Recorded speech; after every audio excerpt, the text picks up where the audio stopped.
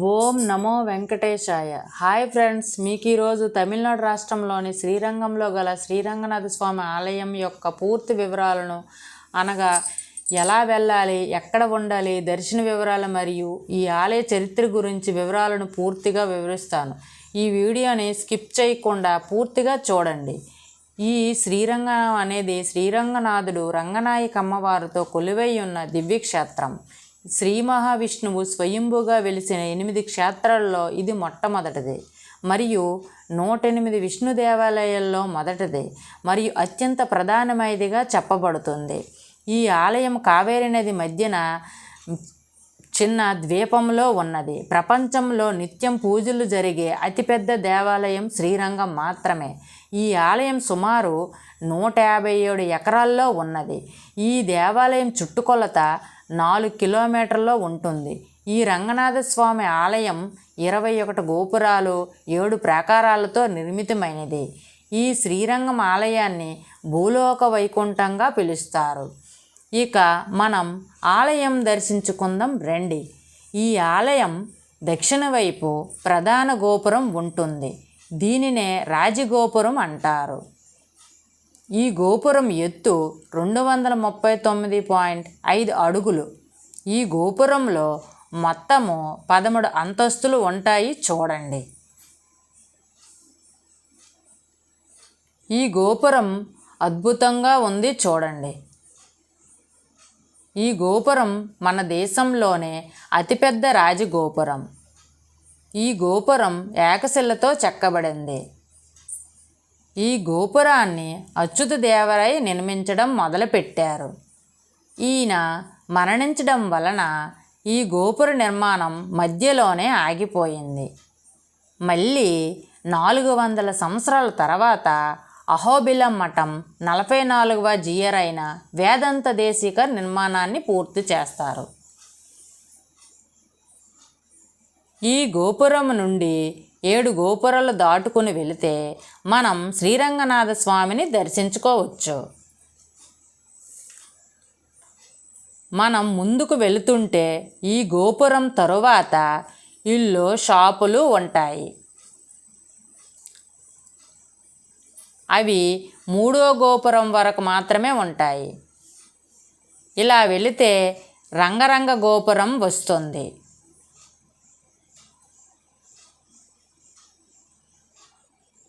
రంగరంగ గోపురం నుండి ఆలయం ప్రాంగణం ఉంటుంది. అన్ని వెహికల్స్ ఎక్కడి వరకే వస్తాయి ఫ్రెండ్స్. ఈ గోపురం ఎడమవైపు చెప్పుల స్టాండు, లగేజ్ కౌంటర్ ఉంటాయి. ఆ ప్రక్కన నుంచి దర్శనానికి దారి ఉంటుంది. ఆ దారిలోనే లోపలికి రాగానే రంగవిలాస మండపం కనిపిస్తుంది.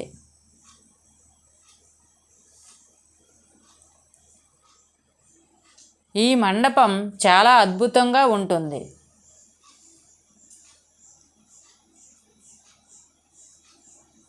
ఈ మండపం పైన శిల్పాలు చెక్కబడి ఉన్నాయి చూడండి. ఈ మండపం లోపలికి మనం ప్రవేశించగానే ఎడమవైపు టికెట్ కౌంటర్ ఉంటుంది. ఇక్కడ ఒక వ్యక్తికి 50 రూపాయల టికెట్ తీసుకుంటే ప్రక్కన ఉన్న మెట్లు గుండా పైకి తీసుకుని వెళ్తే 21 గోపురాలను ఒకేసారి చూడవచ్చు. మేము మొదట రంగనాథ స్వామి దర్శనం అయ్యాకే ఇది చూసాము. ఈ రంగవిలాస మండపంలో పెద్ద రాతి బలిపీఠానికి, ధ్వజస్తంభానికి పూజలు చేస్తూ ఉంటారు.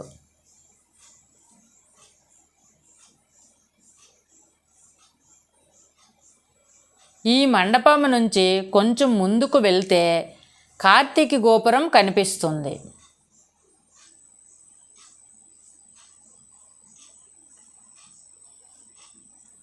ఈ గోపురం ముందు గ్రీన్ బోర్డులపై వివరాలు ఉంటాయి చూడండి.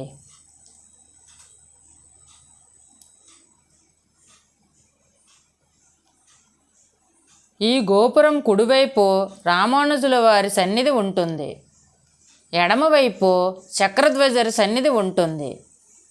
వీటిని తప్పక దర్శించండి.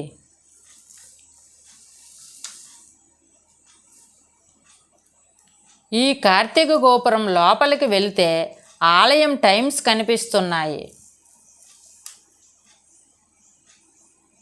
మేము లోపలికి వెళ్ళినప్పుడు ఎదురుగా స్వామివారి గజరాజు దర్శనం జరిగింది.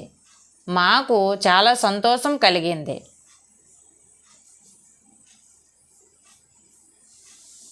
దీనినే గరుడు మండపం అంటారు.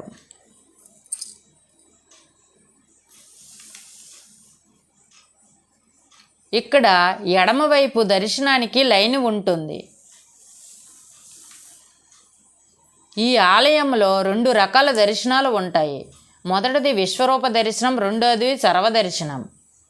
ఈ విశ్వరూప దర్శనం ఉదయం 5 గంటల నుండి 6 గంటల వరకు ప్రతిరోజు ఉంటుంది. ఈ విశ్వరూప దర్శనానికి మేము వెళ్ళాం ఫ్రెండ్స్. ఈ వీడియోలోనే తర్వాత చెప్తాను.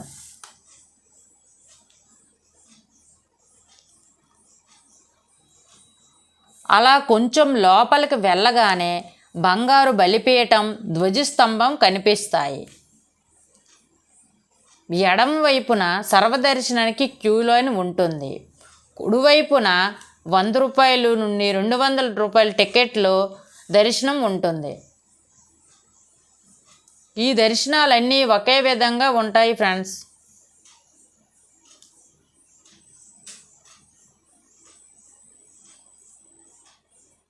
ఇదిగోండి ఫ్రెండ్స్ సర్వదర్శనం లైన్.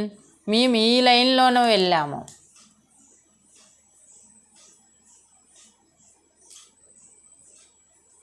మాకు రంగనాథ స్వామి దర్శనం బాగా జరిగింది.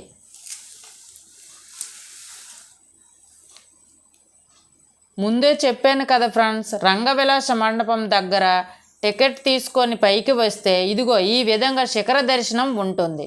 21 గోపురాలు, శిఖరాలు ఒకేసారి చూడవచ్చు.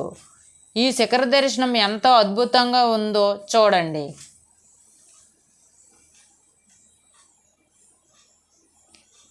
ఇవి దక్షిణ వైపు ఉన్న గోపురాలు.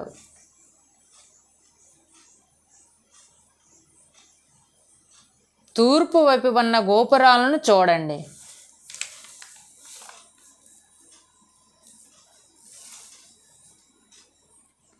తూర్పు వైపు ఒక తెల్లని గోపురం ఉంటుంది. దీనినే వెల్లై గోపురం అంటారు. ఈ గోపురానికి చాలా చరిత్ర ఉన్నది. మిగిలిన అన్ని గోపురాలు కలర్ఫుల్గా ఉంటాయి, కానీ ఈ ఒక్క గోపురం తెల్లగా ఉండటానికి కారణం 1323లో ఢిల్లీ సుల్తాన్లు శ్రీరంగంపై దాడి చేశారు. అడ్డు వచ్చిన 12,000 మంది శ్రీ వైష్ణవులను దారుణంగా చంపివేశారు. ఈ ఆలయాన్ని చాలా ధ్వంసం చేశారు. ఈ ఆలయంలో బంగారం, వజ్రపు వైడూర్యాలు దోచుకున్నారు. ఈ సమయంలో ఎంతో విశిష్టమైన నమ్ పెరుమాల్ విగ్రహాన్ని సుల్తాన్ నుండి రక్షించుకునేందుకు ఈ ఆలయం ప్రధాన ఆచార్యులు పిల్లై లోకాచార్యులు ఈ విగ్రహాన్ని తీసుకొని మదురై వెళ్ళేందుకు ప్రయత్నించారు. ఇతను ఈ సైన్యాలకు ఎక్కడ దొరుకుతారో అని అక్కడ దేవదాసి అయిన వెల్లై తన నృత్యంతో సుల్తాన్ అధికారిని సమయాన్ని వృధా చేసి మెల్లగా ఈ గోపురం వైపు తీసుకొని వచ్చి పైనుంచి అతన్ని తోసి చంపివేసింది. తరువాత ఆమె కూడా రంగనాథ స్వామిని తలుచుకుంటూ పైనుండి క్రిందకు దూకి ఆత్మహత్య చేసుకుంది. ఇలా లోకాచార్యులు తప్పించుకోవడానికి సహాయం చేసింది. ఆమె చేసిన ఈ త్యాగానికి గుర్తుగా ఈ గోపురానికి తెల్ల రంగు వేశారు. అప్పటి నుండి ఈ గోపురానికి వెల్లై గోపురం అని పిలుస్తారు. ఇక తరువాత మేము 2వ రోజు రంగనాథ స్వామి విశ్వరూప దర్శనం కోసం ఆలయం వద్దకు ఉదయం 5 గంటలకు చేరుకున్నాము.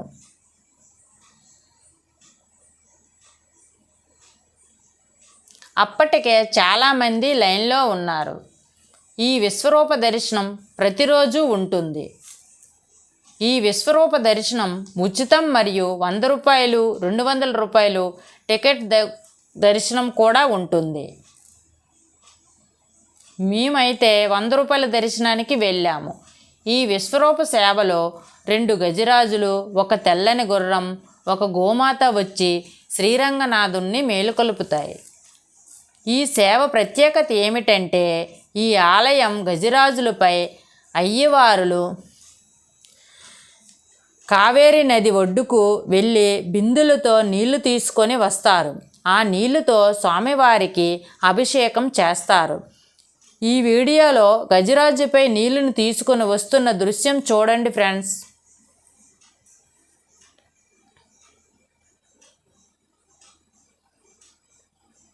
స్వామివారిని వేదమంత్రాలతో మేల్కొల్పుతారు. గజరాజు రంగ రంగ అని పిలుస్తాయి. ఇలా మేల్కొలుపుతాయి. అలా ఆలయ తలుపులు తెరవగానే శుభాన్నిచ్చే గోమాతను రంగనాథ స్వామి ఎదురుగా ఉంచుతారు. ఈ సేవ చూసేవారికి గొప్ప అనుభూతి కలుగుతుంది.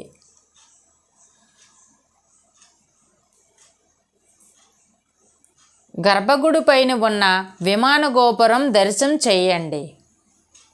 ఎంత అద్భుతంగా ఉందో చూడండి.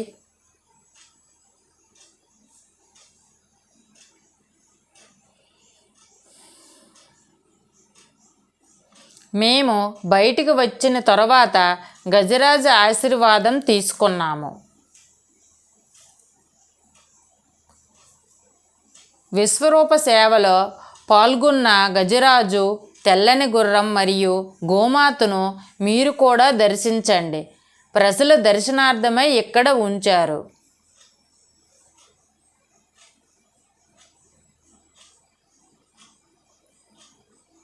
తరువాత తాయారమ్మవారు దర్శనం కోసం ఉత్తర గోపురం ప్రక్కకు వెళ్ళాము. తాయారమ్మవారు అంటే శ్రీ మహాలక్ష్మి అమ్మవారే. ఈ సన్నిధికి వెళ్ళే లోపు చాలా ఉపాలయాలు, రాతి మండపాలు ఉంటాయి, దర్శించండి. ఈ ఆలయంలో 53 ఉపాలయాలు ఉన్నాయి. ఈ ఆలయం ఈశాన్యంలో ఒక కోనేరు ఉన్నది. ఈ కోనేరును చంద్రపుష్కరిణి అంటారు. ఈ కోనేరులో చేపలు చాలా పెద్దవిగా ఉంటాయి.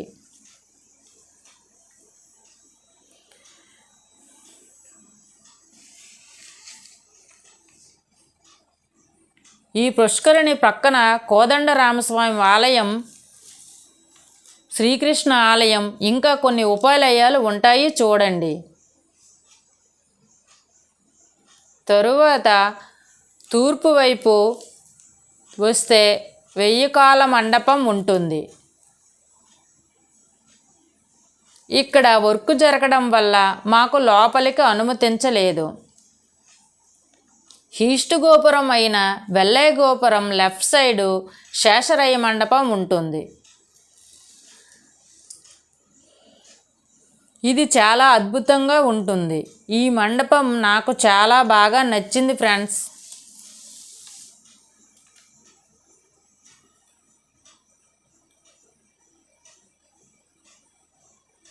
ఈ శిల్పాలను ఇంతకు ముందు ఎక్కడ చూసి ఉండరు.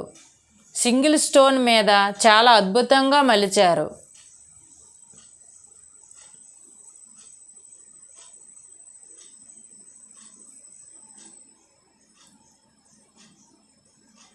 ఇంకొంచెం ముందుకు వెళ్తే రామానుజులాచార్యుల సన్నిధి కనిపిస్తుంది. ఇక్కడ 850 ఏళ్లకు పైబడిన రామానుజుల వారి శరీరం చెక్కు చెదరకుండా ఉన్నది. మానవ శరీరం చనిపోతే కొద్ది రోజులకు కుళ్ళిపోతుంది. కానీ రామానుజుల వారి పద్మాసనం స్థితిలోనే ప్రాణం విడిచిన ఆయన శరీరాన్ని కుంకుమ పువ్వు, పచ్చకర్పూరం అద్ది భద్రపరిచారు. ఈయన్ని తప్పనిసరిగా దర్శించండి.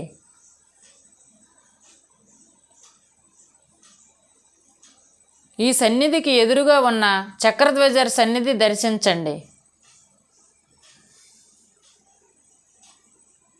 ఈ సన్నిధికి ఎడంవైపు వసంత మండపం ఉంటుంది. వసంతోత్సవం కోసం రెడీ చేశారు, చూసి ఆనందించండి ఫ్రెండ్స్.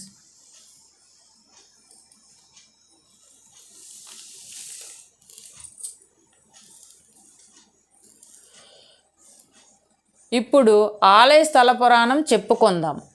ఈ ఆలయ పురాణం ఏమిటంటే, బ్రహ్మదేవుడు ఒకసారి వైకుంఠానికి వెళ్ళి శ్రీ మహావిష్ణువును దర్శించి, ఇలా పాలకడలిలో శేషపానుపై పడుకొని ఉన్న అటువంటి మూర్తిని నాకు కావాలి అని, ఆ మూర్తిని నేను అర్చించుకోవాలి అని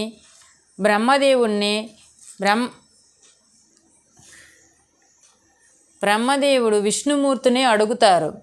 అప్పుడు శ్రీ మహావిష్ణువు బ్రహ్మదేవునికి తాను ఎలా అయితే శేషపానుపై పడుకొని ఉన్నారో అలాంటి మూర్తిని బ్రహ్మదేవునికి ప్రసాదిస్తారు. ఆ బ్రహ్మదేవుడు ఆ మూర్తిని బ్రహ్మలోకానికి తీసుకుని వెళ్ళి ప్రతిరోజు పూజిస్తారు. ఒకనాడు విశ్వాక మహారాజు బ్రహ్మదేవుని గురించి తపస్సు చేస్తారు. ఆ తపస్సుకు మెచ్చి బ్రహ్మదేవుడు ప్రత్యక్షమవుతారు. వరము కోరుకోమని అడుగుగా ఆ మహారాజు, నాకు మా గురువుగారు చెప్పారు, మీకు మహావిష్ణువు పాలసముద్రంలో పవలించి ఉండే అలాంటి విగ్రహాన్ని ప్రసాదించారని, ఆ విగ్రహం నాకు కావాలి అని అడిగారు. దానికి బ్రహ్మదేవుడు సంతోషించి ఆ విగ్రహాన్ని విశ్వాక మహారాజుకు ఇస్తారు. ఆయన అయోధ్యకు తీసుకొని వెళ్ళి ఆలయాన్ని నిర్మించి పూజిస్తారు. అలా తరతరాలుగా ఆ వంశరాజులైన శ్రీరామచంద్రుల వారు పూజిస్తారు. రాముడు రావణాసురుని సంహరించి అయోధ్యకు వస్తారు. శ్రీరామ పట్టాభిషేకం చేసుకుంటారు. ఆ పట్టాభిషేకానికి ఎందరో వస్తారు. వాళ్ళందరికీ శ్రీరామచంద్రుల వారు బహుమతులు ఇస్తూ ఉంటారు. చివరికి విభీషణుడు దగ్గరకు వస్తారు. కానీ విభీషణుడు, నేను ఎక్కడికి వెళ్ళకుండా ఇక్కడే ఉంటానని అంటాడు. నిన్ను విడిచి నేను ఉండలేననే అంటాడు. కానీ రామచంద్రుడు మాత్రం, నువ్వు వెళ్ళవలసింది, ఎందుకంటే లంకలో ఉన్న ప్రజలు సంరక్షణ కోసం నువ్వు వెళ్ళాలి అని అంటారు. విభీషణుడు భక్తికి మెచ్చి శ్రీరామచంద్రుడు రంగనాథస్వామి విగ్రహాన్ని ఇస్తారు.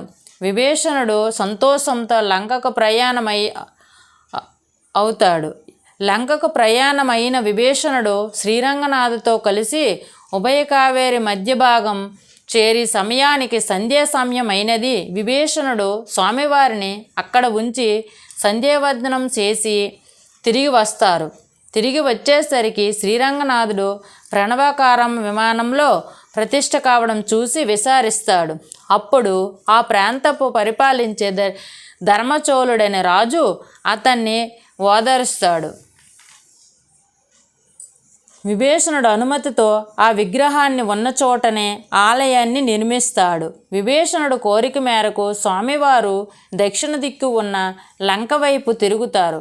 అలా దక్షిణ వైపు ఉన్న రంగనాథ స్వామియే మనం ఇప్పుడు దర్శించుకుంటున్నాం.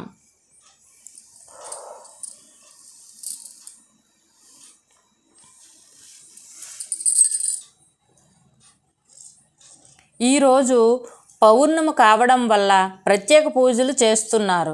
ఆ పూజలలో భాగంగా తాయారమ్మవారిని బంగారపు గుర్రము వాహనంపై రావడం ఈ వీడియోలో కనిపిస్తుంది.